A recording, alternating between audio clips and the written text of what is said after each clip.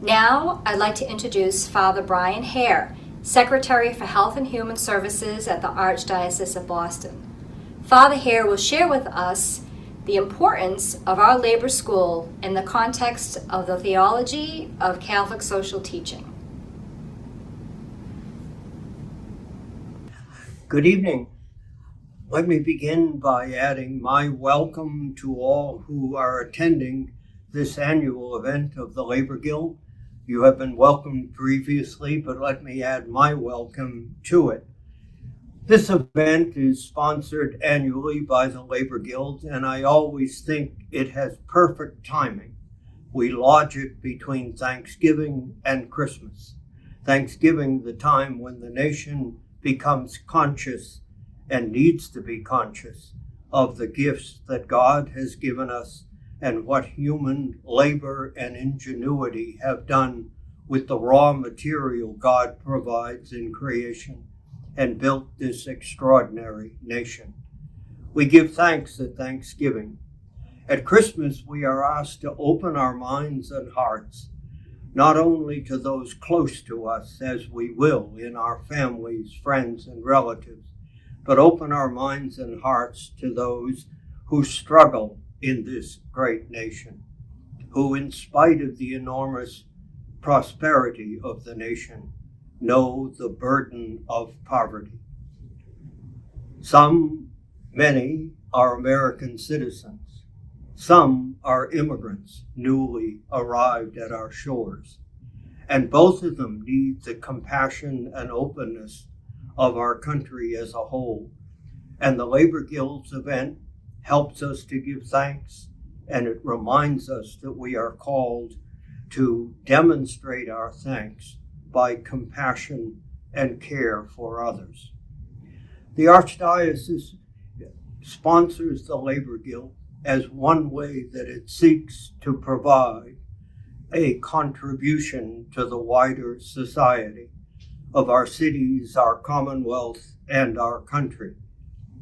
Pope Francis has reminded us that religious communities are those who are to build bridges, not walls, building bridges that relate people across lines of race, ethnicity, nationality, age, and across lines of those who have fostered and celebrate the goodness of this society, and those who are in search of these same gifts. The Labor Guild is founded on a conviction that we are to be a church that contributes to the wider society.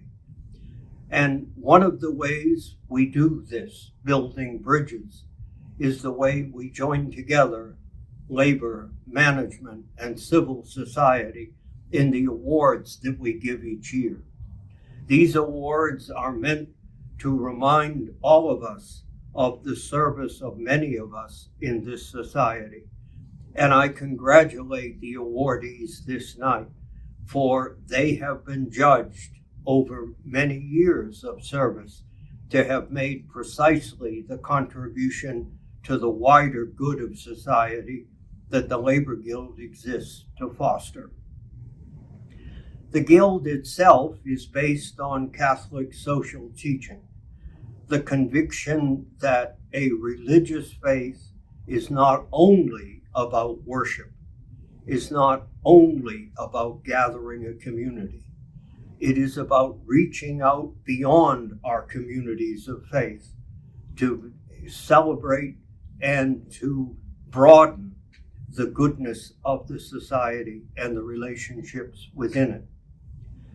Catholic social teaching has basic ideas that the Labor Guild promotes: the dignity of the human person, the rights and duties of every person, the way we relate to each other in terms of what we need and how we respond to the needs of others. The idea of the common good. The common good means that in order for any of us to flourish, all of us have to have a sense not only of our own individual interest, but the good of the society itself. socially, politically, economically. Today, many, understandably, lament the divisions among us in American society at this time. But these divisions are made by human mistakes, and they are not inevitable. We gather this night to be reminded that the fabric of a society is built on the dignity of the person, the justice that each person has a right to, and the need for all of us to cooperate to build that just civil society of the common good. For this night, remembering that we've just given thanks and looking forward to the great gift and day of Christmas, we this evening commit ourselves, as the Labor Guild has tried to do so for decades, commit ourselves to building and shaping the common good of this society in our cities and our country. Thank you.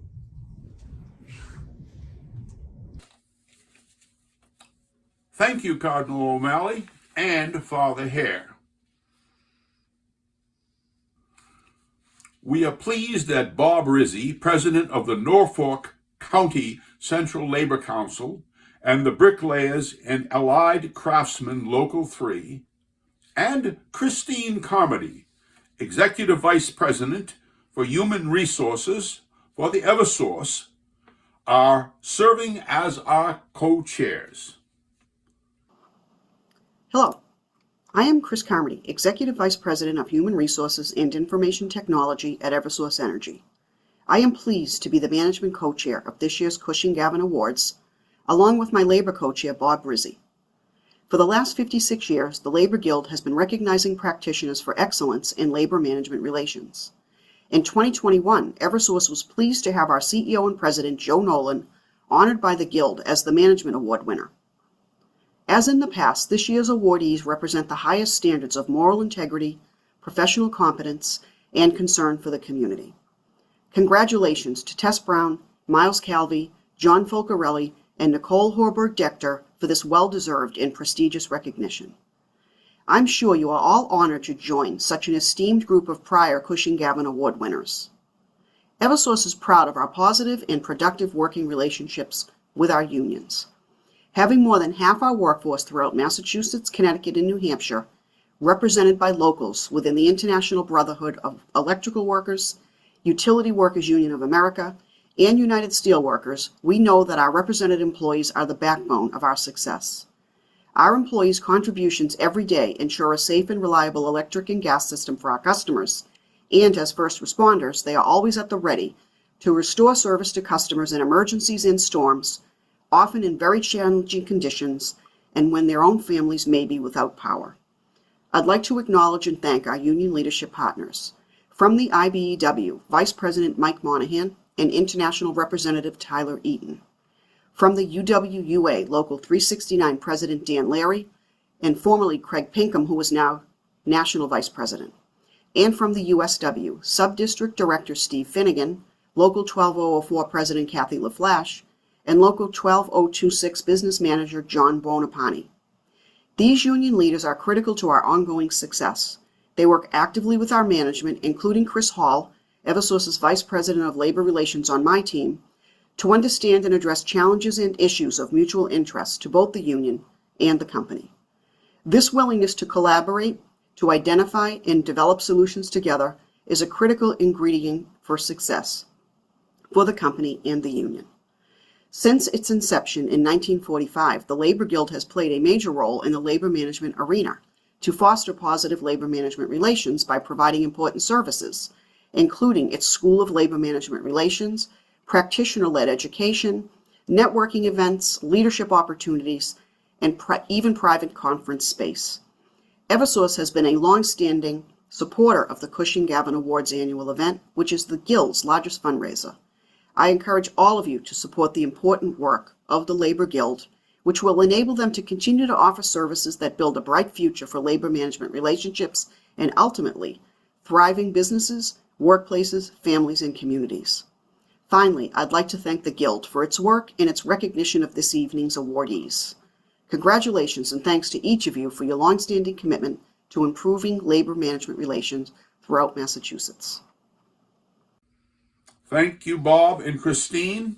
We are grateful for your co-chairing this virtual event. Now I am delighted to introduce the president of the Labor Guild, Lisa Field. Good evening. On behalf of the Guild's Board of Directors, I would like to welcome you all to this event and to thank you for your support. Your support is crucial to our continued success. A big thank you to everyone who's involved in tonight's event. Our CGA Labor Co-Chair, Bob Rizzi, and our Management Co-Chair, Christine Carmody.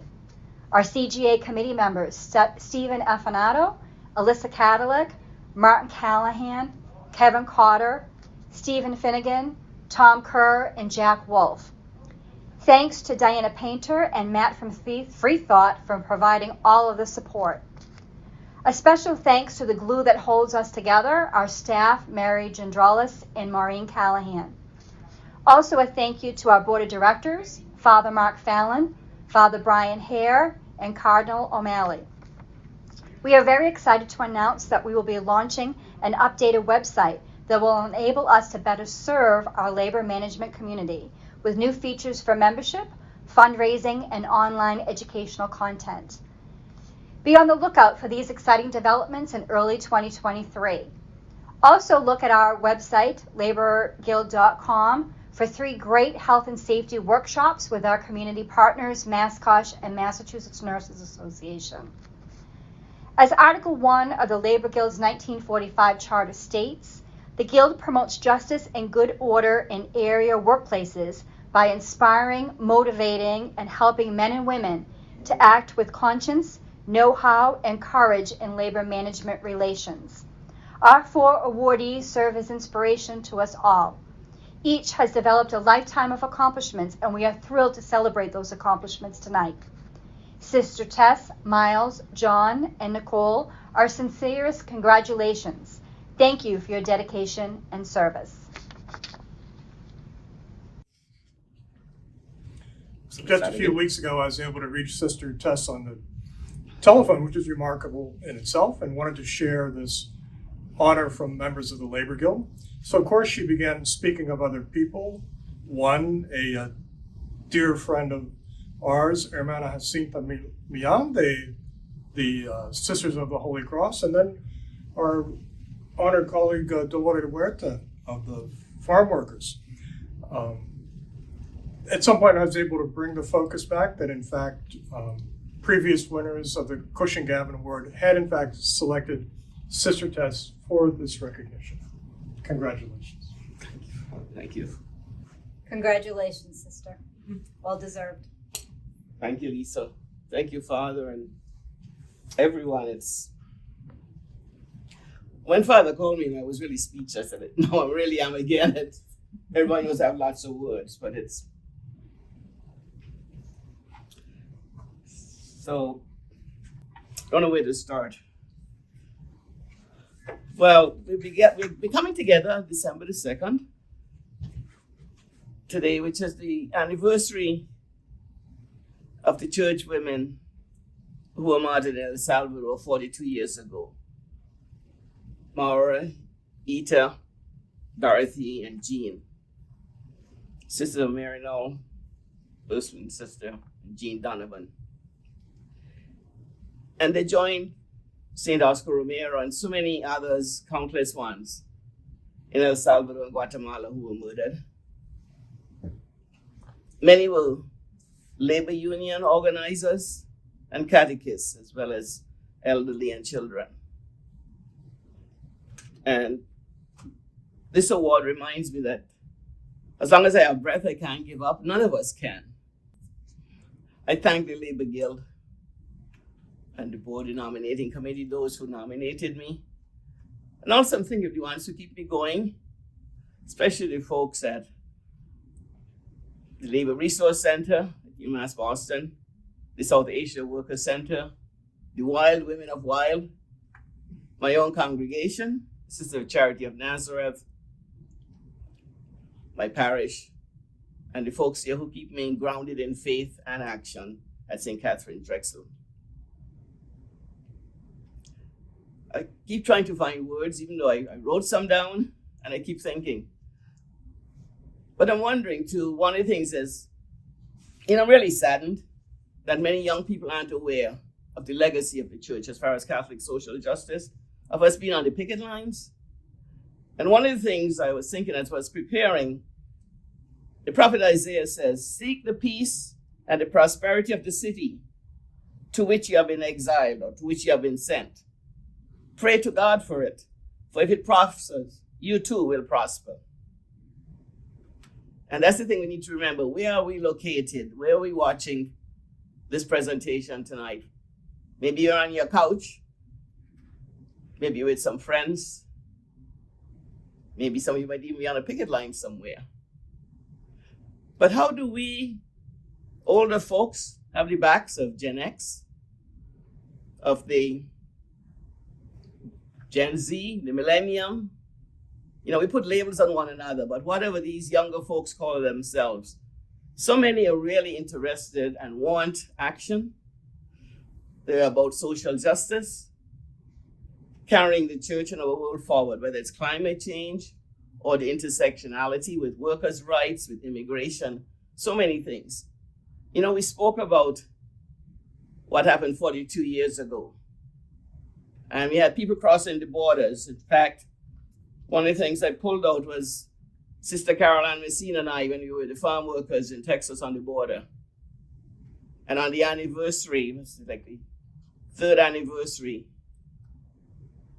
right before that, one of the trailers carrying people that the coyotes had there, 4 young people and 1 father were killed. They're all in their teenage. And we see the same thing happening again today. We can have capital, goods, money, crossing the borders, but people can't cross borders. So what are we going to be doing? How do we keep going forward? We know who essential workers now because of COVID. So when last did you or I thank an essential worker?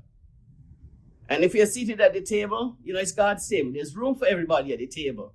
And if I'm at the table and you're at the table, we got to make sure there's room for the others who aren't there yet. It's not your or my table. And for the essential workers who pick our food as we come into the holiday season, we have to remember who in the packing sheds, who at the start didn't have PPE or whatever.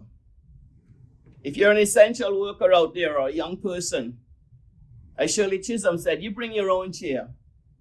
And together we have to keep going forward. So thanks again for the presentation. And I'm so grateful to the people who I got to know as a young person. Today, I'm looking for people like Monsignor Jack Egan, Monsignor Baroni. They call him the labor priest. Or are we telling our young people about James Reeb and Jonathan Daniels with connections to Massachusetts who were killed in the civil rights struggle? Do we talk about Sister Dolores Harrell, Sister Antonia Ebo, Caroline Messina, as I mentioned before, our own Sis Wendelin, who recently passed, the president of our SCN community? But wherever we are and whoever we are, you and I have to have the backs of the younger generation, just as others had our backs or took us to this meeting or to that meeting. The first picket line that I was on, Sister Pat Dreiger took me on it. She became later head of the National Farm Worker Ministry. And we used to tease that here this white woman from suburban Milwaukee who had never met people of color till she went to college, she was taking this woman, this 2/3 woman, taking me to my first picket line. And so when we see young people out there with their clipboards, collecting for voter rights and saying climate change is about you too, we need to support them. We shall not be moved. We shall not be moved, just like a tree that's standing by the river. We shall not be moved. Thank you. Keep the fight going, and we got to continue in Father Ed's name.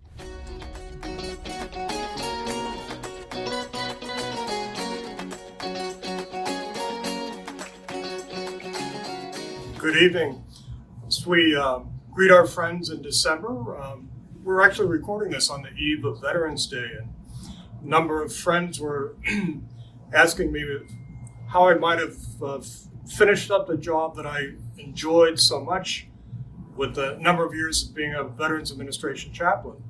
And in fact, being the director of the Labor Guild was really there on a very short list of anything. It's such a privilege to meet such wonderful individuals, and we'd like to recognize our brother Miles Calvey for the Labor Award, business manager for the Electrical Workers 2222, a son of Somerville, a graduate of Boston College, long active in the labor community.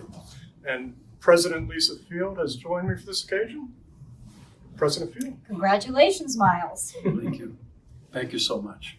It's really nice. It's an honor to look at this with my name on it. I look at the previous recipients, and it's a Hall of Fame with Massachusetts Labor, so I really feel honored. I thank you. I thank you for doing that. I thank you, Father. Our privilege. It's something to cherish, so thank you. Awards, it's a miscarriage of justice when you put a name on it, because it's always a team award. And I don't consider myself great at many things, but one great thing that I've been able to do is hire incredible staff people. So I came into this particular job in 1988 as a guy who knew everything and knew nothing. And I just learned from some great people who had been in the business, both within the phone company and within labor in Massachusetts. We are just blessed with some of the greatest labor people that you can imagine in this business that are all right here in Massachusetts. And I was able to come through the process. I look at the list, and two great guys that come immediately to my memory is Arthur Osborne, who was the president of the Mass AFL-CIO when I came on the AFL in 1990, and succeeded by Joe Fahey. And they were just two guys that just were phenomenal to me. They always let me speak out at the meetings, not knowing what I was talking about. And at the end of the meeting, they might very gently would say to me, "You probably should curb those remarks." But they were just two great people that I really respected, and they brought me through it. Through the years, going through and meeting people, and it's really no coincidence that we've got now so many national presidents that are coming out of Massachusetts, because we had one great thing in common, and that was this brotherhood. If anybody had a problem, everybody came. I came into this job in 1988. We had a knockdown strike with New England Telephone that eventually became NYNEX in 1989. It turned out to be 17 weeks in 22 over healthcare. And the guy said I was all of 38 years old at that strike. And I just couldn't get over the fact that despite making all kinds of money as a company in New England Tel, they wanted not only to have members for the first time start paying for health care, but really cut back on the retiree health care. And if anybody in this world is blessed, it's Miles Calvey for a whole bunch of reasons. Beginning, first of all, I joined the phone company in 1968, and my mentors were all participants in either Korean or World War II. And they bestowed on me this incredible beatitude of, you've got to help other people. And they just really instilled upon you how great you feel. In the labor business, it epitomizes at the highest level. We are just so lucky to get paid to help people. We do it every day. The normal person gets excited if they help somebody once a week, once a month, maybe a couple times a year. We get to help people every single day in this job. And it's the fulfillment that's just unbelievable. And I feel so great looking back at these World War II, these Korean guys. I started in the company at $56 a week as a technician. And I remember like it was yesterday when I put my name up on the overtime list to work on Saturday. And one of the guys came over to me and says, "You can't work Saturday because Jack Brennan's moving. You got to help him move." Another time, you can't work this weekend because Jerry's got to get his house painted. And I kind of looked at it. I didn't know how to paint, but they just taught me that it's not about you, kid. It's about other people, and you'll feel much better about it. And then I come into this business. The first time I took a stool was 1970, and I wasn't even 20 years old yet. And I just said, geez, this is great. You really can go in and help people. And it's just been instilled in me. And I just, I thank God to get that opportunity. Not everybody can do this. And then look around, I look at the great things. It just drives me crazy when I hear this crazy stuff about labor people doing this, somebody stealing this. That's not normal. That's so abnormal that it doesn't work like that. I don't think there's anybody that I've run into that you haven't picked up the phone and called that isn't there to help you. And whether they know you or don't know you, or you're part of this union, you're part of this local, you're part of this, we don't have to know your name, we're here. And it really helps. And it just, whether it's elections, whether it's fundraisers, whether you're affiliated, whether you're not affiliated, it's all about it. One of the great things that happened to me in 1989 when we had the strike, we started a coalition with CWA and the IBW. And now, if you went to a bargaining table with now Verizon, you wouldn't know who's IBW and who's CWA because everybody had the same common thread, and that is, let's get a great contract. Let's get everybody going on the same page. And again, it's not about you, it's about that. My biggest issue right now, and I put myself on the line by doing this, I go to the retirees and say to them, while I'm here, you ain't paying for health care. While I'm here, you're going to keep health care. And it's a big deal. We had a strike back 4 years ago. Oh God, now it's 6 years ago. But the strike was actually 2016. We did a extension in 2018. And we were Tom Perez, who was the Secretary of Labor then. And before you start, we kind of have a sit down on what the issues are. So it was about healthcare again, specifically about retiree healthcare. And I try to impose upon Tom, their only issue here, I said, they just brought in $37 billion in profit with a B. And I said, all they're telling us is the reason they want to do this is because the competitors are doing it. Comcast, non-union, all non-union companies. I said, well, that's why they have a union. We got to do that. And then Lowell McAdam, the CEO of Verizon, gave us credibility by sitting across from us with the Secretary of Labor by saying that, hey, why should we pay for retiree health care if our competitors don't? And in this age, and I've watched the trend as we continue with this, it's no longer we got to make a certain amount of money.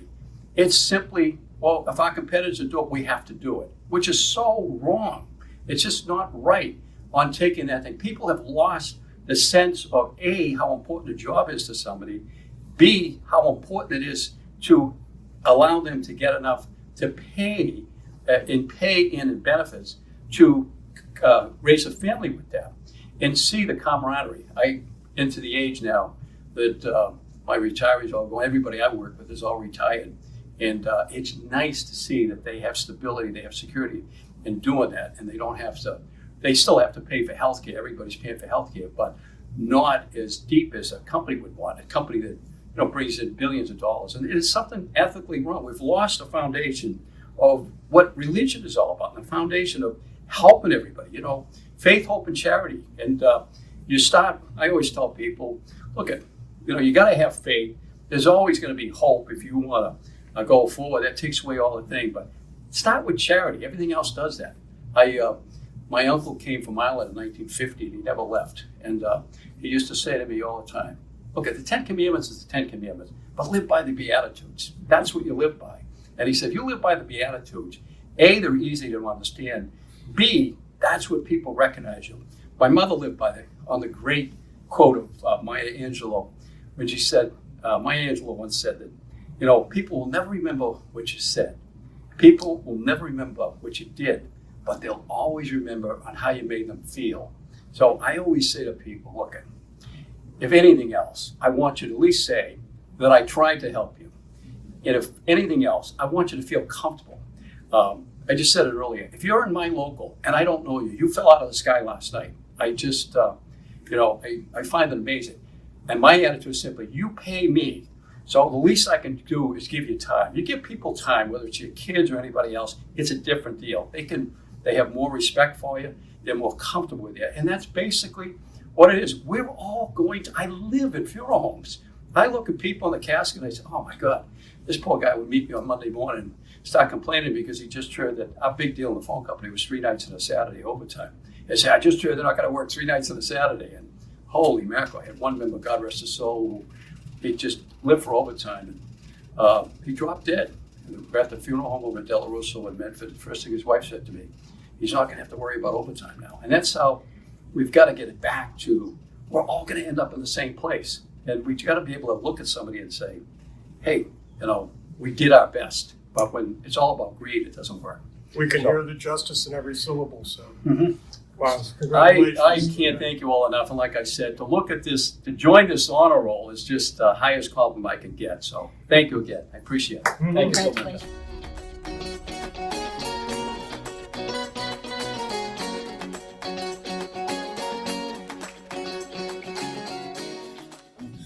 I would say that to be actually in the employ of the Labor Guild, more or less I get paid for attending meetings, but then to meet such wonderful leaders in the labor management community is just a remarkable privilege. And this evening for our management recognition this year for the Cushing-Gavin Awards, we have with us John Focarelli, Rhode Island native who's now with Student Transportation of America. And John has been attentive to labor needs throughout his career in transportation and healthcare, and now with student transportation. Again, it's a tremendous privilege on behalf of all the members of the Labor Guild and previous awardees of the Cushing-Gavin to present John with this recognition. Well deserved. Thank you. Take a photo. Sure. So I just have a few remarks to say thank you, but I want to start off with one of my favorite quotes from the book of Habakkuk, not a well-known book, but though the fig tree does not bud and there are no grapes on the vines, though the olive crop fails and the fields produce no food, though there are no sheep in the pen and no cattle in the stalls, yet I will rejoice in the Lord. I will be joyful. I will be joyful in God my Savior. I'm honored and humbled to receive the Cushing-Gavin Award. I attribute my ability to achieve this award, first of all, to my wife Patricia and my children, Meg, Jack, Francesca, and Anna, who have supported me throughout my career. I must also thank many people that I've worked with over the years, and most notably my father, who was Lieutenant Governor of Rhode Island from 1964 to 1966, who was a labor attorney and labor leader, who was actually jailed twice for contempt over a workers' strike in Pawtucket, Rhode Island. But he taught me by example the value of honesty and fairness, no matter what the cost.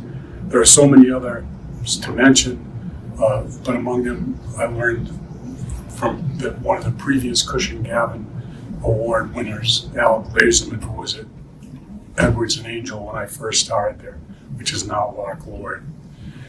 Throughout my career, I've attempted to understand those who sat across the table from me. One of the best relationships I had was at Stewart Healthcare with 1199 Healthcare Workers East, where we had a partnership focused on our mutual interests and of resolving problems and negotiating fair and beneficial labor agreements. When I met with 1199, I would always wear a purple tie. That was to demonstrate my understanding of their interests and causes. I worked with Eileen Norton, a longtime member of the Guild, on ensuring a free and fair representation election at one of our hospitals for the Mass Nurses Association. I have always found cooperation whenever possible to be more productive than contention. At all negotiations, I've always shaken hands, pre-pandemic at least, with the negotiating committee after a long bargaining session, even when doing so could be difficult after a heated session. At a Greater Rhode Island Lyra chapter meeting in March, we were fortunate enough to have Marty Walsh, Secretary of Labor, as our guest speaker. During his talk, after recounting some of the more contentious negotiations he had been involved in, he said there is always a path forward. Throughout my career, I have always been grounded in that tenet. There's no problem that cannot be overcome when great minds work together to solve their differences. No matter what the circumstances, there is always reason to rejoice.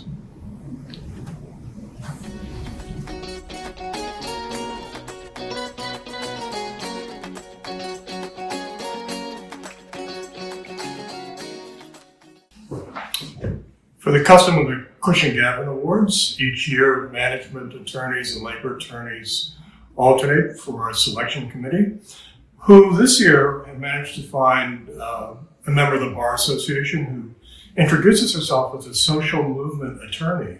So we're just so very pleased to present this award to Nicole Dechters, Siegel-Reutemann, experience with AFL-CIO, the building trades, the gas line workers, immigrant workers and workers' centers, and on behalf of President Lisa Field, our board, and the many, many members of the Labor Guild community, please accept this. Thank you so much. So I want to start by thanking the Guild for this incredible award. I'm truly honored and humbled. This award to me is so symbolic of all of the work that the Guild does to build better labor management relations and to celebrate practitioners both on the labor and the management side who've really dedicated their lives to labor and making the world a better place for workers and the workplaces they're in. I grew up in Chicago, Illinois, actually right outside in Skokie, and I feel like I have lived in many ways all of the benefits of the labor movement. My parents were among the first generation in both their families to go to college, and I was the first lawyer on either side of the family, joining my stepmother. I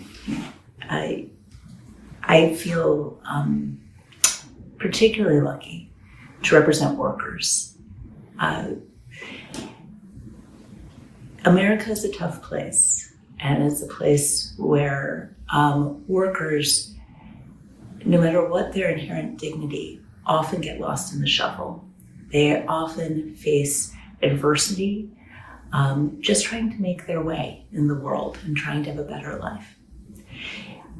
What we do at Siegel-Reutemann is to advance workplace justice in every conceivable way, through the courts, through the labor board, through the state, through writing legislation, and through advocacy on a day-to-day basis.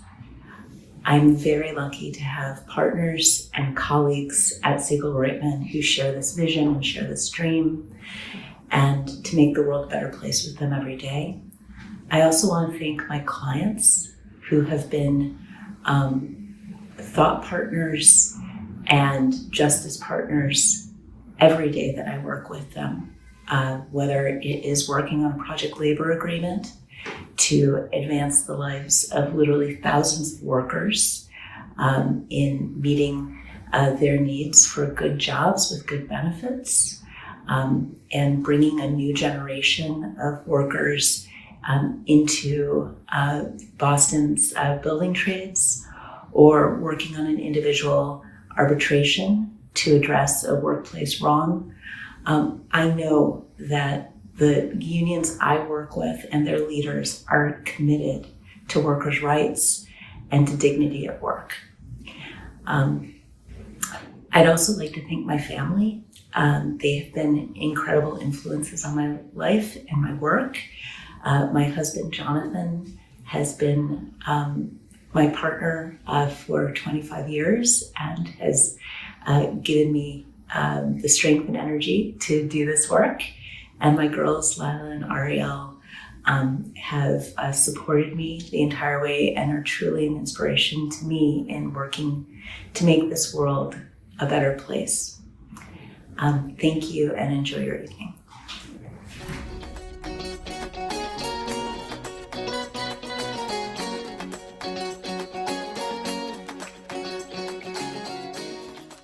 Good evening. I'm Eileen Norton. Kevin Carter and I co-chair the CGA committee. We want to thank all of you for attending this evening, and we want to thank you for your continued support over the years for the Labor Guild. We are most grateful. And now it is my great honor to introduce to you someone who we all know and love, Secretary of Labor, Marty Walsh. After the Secretary's remarks, Father Fallon will conclude the program with a benediction. Thank you all and hope to see you all next year. To Reverend Fallon and all the members of the Labor Guild, I want to say welcome. This is Marty Walsh, the Secretary of Labor of the United States of America. I want to thank everyone at the Labor Guild for the amazing work that you do, but I especially want to thank and recognize the folks that are being recognized tonight for the outstanding accomplishments they've had in labor and management and collectively working together in all that you do. And I wish you so much more success in 2023. Well, if a raffle prize has been awarded, that's usually a sign that, sadly, the moment to take our leave of one another approaches. There's no surprise with plenty of preparation for an event that is so important financially to our labor school, as well as our ability as the Labor Guild to provide that respectful forum for important questions and issues in the labor management arena. We begin with our thanks to Cardinal Sean O'Malley and Father Brian Hare of the Archdiocese for joining us this evening as they continue the ecclesiastical sponsorship of the School of Industrial Relations, now in its 70th year. Secretary of Labor Marty Walsh has remembered us again, and Paul McCarthy has guided us as MC. Our platinum sponsors, of course, are unions and locals who believe that the Labor School is an important way to invest in their members and so prepare for their own future. Our thanks to them. Co-chairs Christine Carmody and Bob Rizzi represent both sides of the labor management dialogue. We're in their debt. Well, President Lisa Field and our board of directors have directed resources to our preparations. Office managers Maureen Callahan and Mary Gendrolis have once again proved tireless in coordinating all of our preparations. This all really begins as we're folding up the tables and chairs from the Labor Day picnic. Many, many thanks. We know that Cardinal Richard Cushing prevailed upon the learned arbitrator and Holy Cross faculty member, Father Mortimer Gavin, to guide the School of Industrial Relations in 1962. The first few years, Father Mort was struck by the commitment of labor school students and guild members to the wider community. And so he approached the Cardinal in turn, proposing that a handful of trade unionists be recognized each year. So the event that we celebrated tonight really dates to 1967. Consider, if you will, the wisdom of Father Mort that remains with us today. To recognize a small group of leaders in the community, the yield is actually a remarkable sample or cross-section of the labor management community today. For example, our dear friend Sister Tess Brown mentions the Interfaith Worker Justice Movement, and by the way, also the UMass Boston Labor Resource Center, where she teaches, and by the way, the South Asian Worker Center, and by the way, St. Catherine Drexel Parish. Councilor Nicole Dector of Selig Reutemann has been counsel of the AFL, the building trades unions, the gas line workers, and by the way, Metro West Worker Center in Framingham, and the Wage Theft Combating Justice at Work. Miles Calvi, as business manager and financial secretary to the Electrical Workers 2222, suggests that any member of his union not personally known to him must have just arrived from interplanetary space travel. He speaks readily of his deep conviction that trade unionism is based upon community. And Miles just has wonderful examples of this. Meanwhile, John Folcarelli, Vice President of Employee Relations for Student Transportation of America, shared both direct and more subtle ways to show his lived respect for the labor movement even as he was in a bargaining session for the management side. Such a remarkable group of Cushing-Gavin honorees, and so we're grateful also for our friend Rick Riley and the team he gathered in September. The honorees who we've mentioned this evening speak to the diversity and commitment of Labor Guild members and the wider community. And so in our gratitude to so many, particularly those who have persevered to sustain our labor school during the COVID protocols, we come to this moment this evening. We can't really be certain what our course offerings will look like in the future, yet we at the Guild have rebuilt our website so as to reach students near and far with quality labor education from our incredible Guild faculty during our 70th anniversary year and in the future.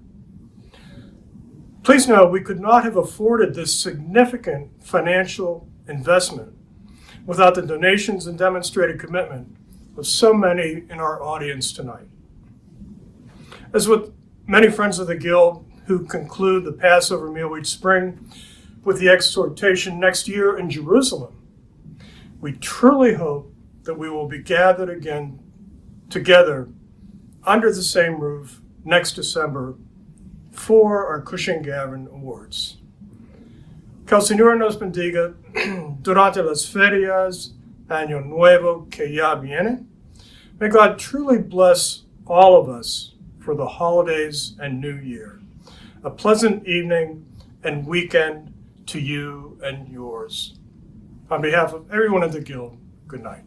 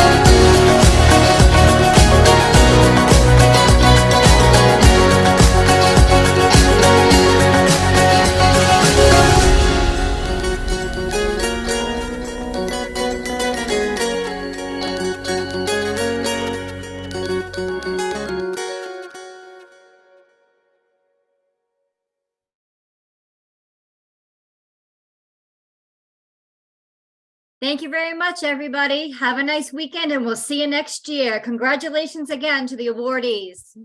Have a nice holiday season.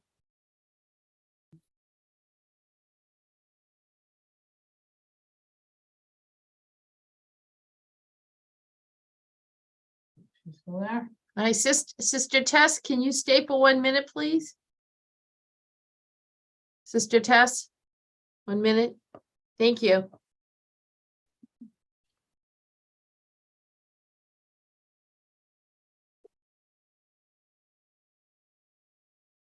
Mm.